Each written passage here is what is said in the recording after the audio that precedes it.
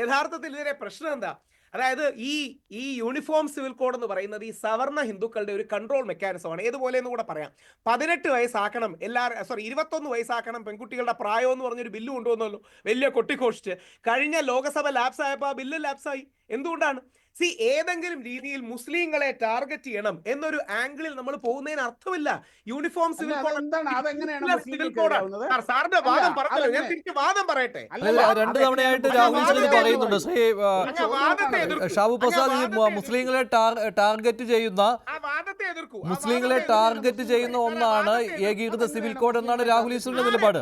നമ്മൾ സംസാരിക്കണേ. നമ്മൾ കണ്ണടച്ചാൽ നമുക്കല്ലേ ഇരുട്ടാവും. ട്രൈബൽസിനെ എന്തിനാണ്? ട്രൈബൽസ് ഇന്ത്യക്കാരല്ലേ? ട്രൈബൽസ് ഭാരതീയരല്ലേ? അപ്പൊ ഒന്നുമില്ല. മറുപടി പറയട്ടെ. സാറിന്റെ വാദം പറഞ്ഞപ്പോ ഞാൻ കേട്ടോണ്ടിരുന്നില്ലേ? ആ വാദം ഇതൂടെ ഒറ്റ കാര്യം അത്രേ ഉള്ളൂ. 21 രാജ്യത്തെ പെൺകുട്ടികളുടെ വിവാഹപ്രായം 21 വയസ്സാക്കണം എന്നുള്ള നിയമം ഏതർത്ഥത്തിലാണ് മുസ്ലിങ്ങൾക്കെതിരാവുന്നത്? പറഞ്ഞാൽ മതി. എന്താ അത് കൊണ്ടുപിടിച്ച് പാസ്സാക്കാതെ സാർ?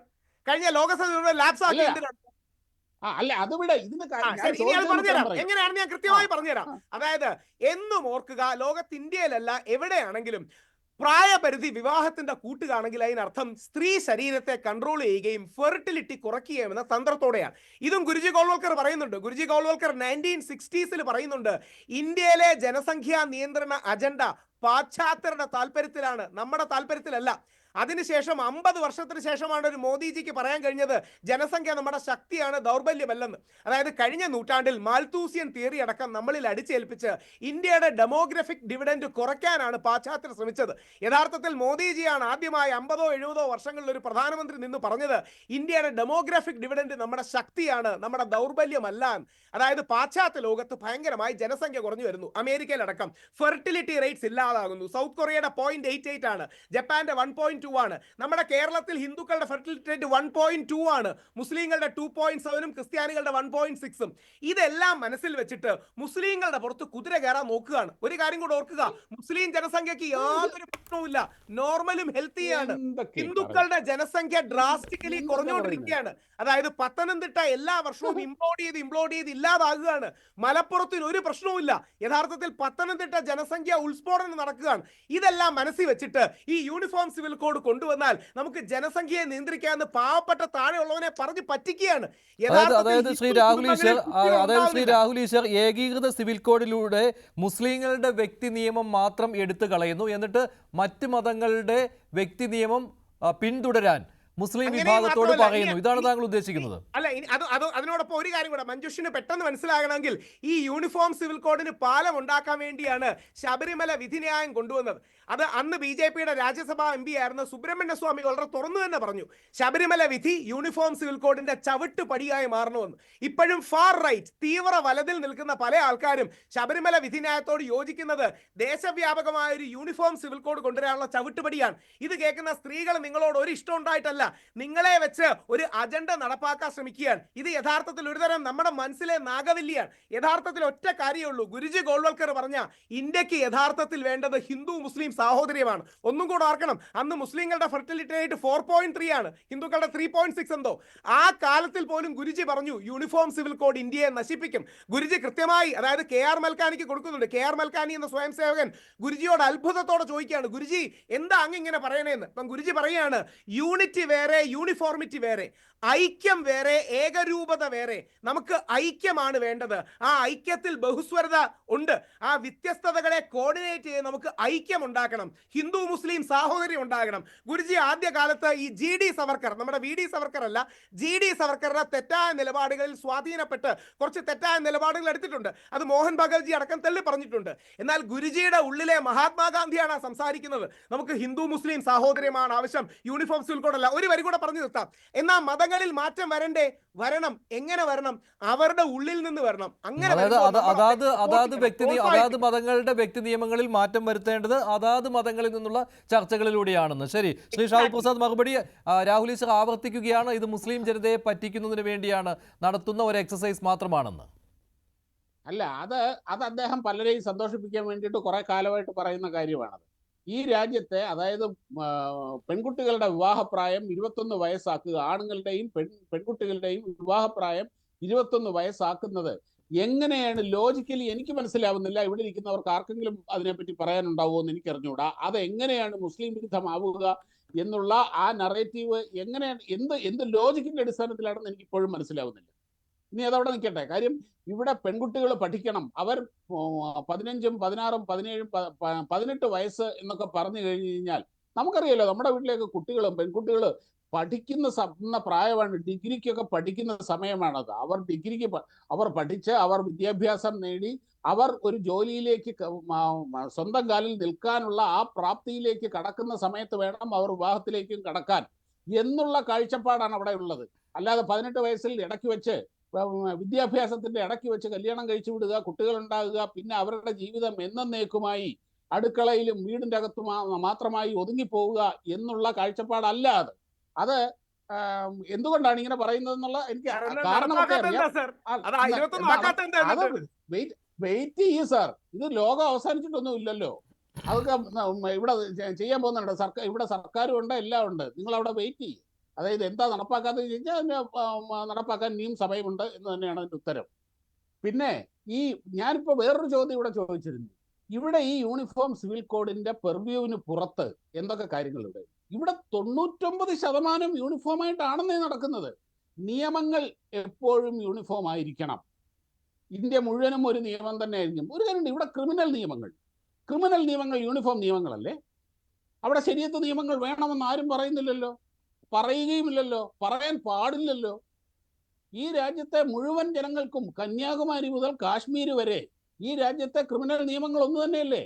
എന്നാൽ ശരീഅത്തിൽ ക്രിമിനൽ നിയമങ്ങൾ ഉണ്ടല്ലോ, മുസ്ലിങ്ങൾക്ക് അവരുടേതായ നിയമങ്ങളുണ്ടല്ലോ, ഖുറാനിലും ആയത്തുകളിലുമൊക്കെ. അത് നടപ്പാക്കണം എന്ന് അവർ പോലും പറയുന്നില്ലല്ലോ. ഇത് സത്യത്തില് ഈ യൂണിഫോം സിവിൽ കോഡ് കൊണ്ടുവന്നു കഴിഞ്ഞു കഴിഞ്ഞാൽ ഇവിടുത്തെ മുസ്ലിങ്ങൾക്ക് മുഴുവനും എതിരാണ്. ഇവിടുത്തെ മുസ്ലിങ്ങളെ മുഴുവനും നാട് കടത്താനാണ്, അവരെ മുഴുവനും ടാർഗറ്റ് ചെയ്യാനാണ്, അവരെ അങ്ങ് ഇല്ലാതാക്കാനാണ് എന്ന ഒരു ഭീതി സൃഷ്ടിച്ച് അവരെ ആ ഭീതിയുടെ നിഴലിൽ നിർത്തി മുതലെടുക്കേണ്ടത് ഇവിടുത്തെ രാഷ്ട്രീയക്കാരുടെയും പല ഈ രാഹുൽ ഈശ്വറിനെ പോലെ അല്ലെ? രാഹുൽ പറയുന്ന തീവ്ര വലതുപക്ഷ ആശയമാണ് ഇതെന്നാണ്. തീവ്ര വലതുപക്ഷ ആശയമുള്ള താങ്കളെ പോലുള്ളവരാണ് ഇത്തരം കാര്യങ്ങൾ പ്രചരിപ്പിക്കുന്നതെന്നാണ് രാഹുലിന്റെ വാദം. മറുപടി ഗുരുജി അന്ന് തന്നെ നൽകിയിട്ടുണ്ട്. ഗുരുജി 50 വർഷം മുമ്പ് മറുപടി നൽകിയിട്ടുണ്ടല്ലോ. സിവിൽ ലോ എന്ന് പറഞ്ഞാൽ ലോ അല്ല. ഗുരുജി പറയുന്നതാണ്, രാഹുൽ ഈശ്വർ അല്ല. സിവിൽ ലോ എന്ന് പറഞ്ഞാൽ ലോ അല്ല. സിവിൽ ലോ എന്ന് പറഞ്ഞാൽ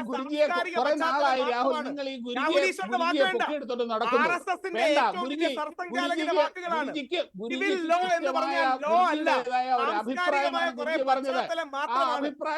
സാംസ്കാരികമായ പശ്ചാത്തലങ്ങൾ വെച്ച് ലോയെ പോലും കണക്കാക്കണ്ട. പറയുന്നത് രാഹുൽ ഈശ്വർ അല്ല, ഗുരുജി ഗോൾവൽക്കറാണ്. നമ്മൾ എന്തിനാ കണ്ണടച്ചിട്ടാക്കുന്നത്? മുസ്ലിങ്ങളെ ടാർഗറ്റ് ചെയ്യാനും മുസ്ലിങ്ങളുടെ വീട് പൊളിക്കാനും മുസ്ലിങ്ങളുടെ പള്ളി പൊളിക്കാനും എല്ലാ പള്ളിയുടെയും താഴെ ആൾക്കാരുള്ള ഈ നാട്ടിൽ അത് വേണ്ട എന്ന് പറയുന്ന ഒരു ഗുരുജിയാണ് സർസംഘചാലകാണ് നല്ല സംഖ്യ. അതായത് കാണുന്ന എല്ലാ അമ്പലങ്ങളുടെയും താഴെ പോയി കാണുന്ന എല്ലാ പള്ളിയുടെയും എന്ന് പറയുന്നത് യഥാർത്ഥത്തിൽ RSSന് വേണ്ടത്. അല്ലാതെ RSSനെ നന്മ പഠിപ്പിക്കേണ്ട. നിങ്ങള്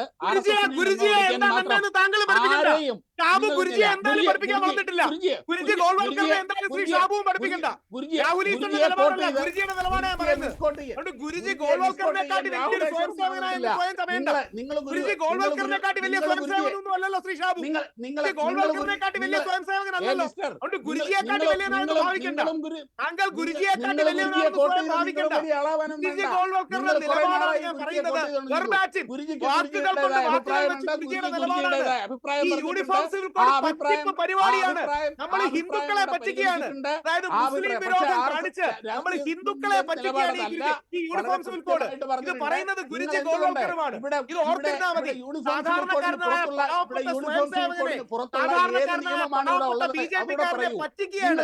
മുസ്ലിം വിരോധം കാണിച്ച് ഞങ്ങളെന്തോ വലിയ കാര്യം ചെയ്തു വരുത്തി തീർക്കാൻ വേണ്ടി പാവപ്പെട്ട ഈ നാട്ടിലുള്ള സ്വയംസേവകനെയും BJP-കാരനെയും പറ്റിക്കുകയാണ്. ഓരോ സ്വയംസേവകനും BJP-കാരനും തിരിച്ചറിയണം, യൂണിഫോം സിവിൽ കോഡ് നിങ്ങളെ പറ്റിക്കുകയാണ്, മുസ്ലിങ്ങളെ ദ്രോഹിക്കുകയാണ്.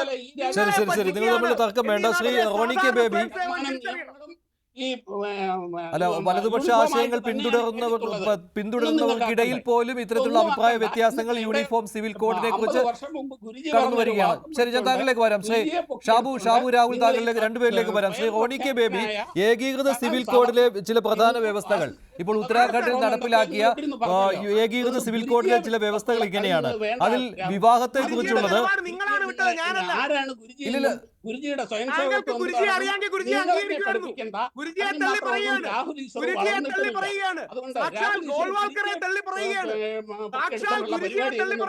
അത് വേണ്ട,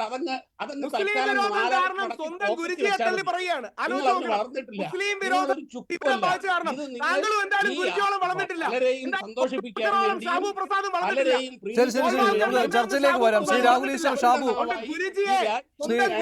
പ്രസാദ് ഒന്ന് നിർത്തൂ. ശ്രീ റോണി കെ ബേബി, ഇതിൽ വിവാഹത്തെ കുറിച്ച് പറയുമ്പോൾ വിവാഹം നിർബന്ധമായും രജിസ്റ്റർ ചെയ്യണം. പുരുഷൻ 21 വയസ്സും സ്ത്രീക്ക് 18 വയസ്സും പൂർത്തിയാകണം. 2010 മാർച്ച് 26 മുൻപോ സംസ്ഥാനത്തിന് പുറത്തോ നടന്ന വിവാഹങ്ങൾ 6 മാസത്തിനുള്ളിൽ രജിസ്റ്റർ ചെയ്യണം. ഇതിനകത്ത് എന്താ പാകത?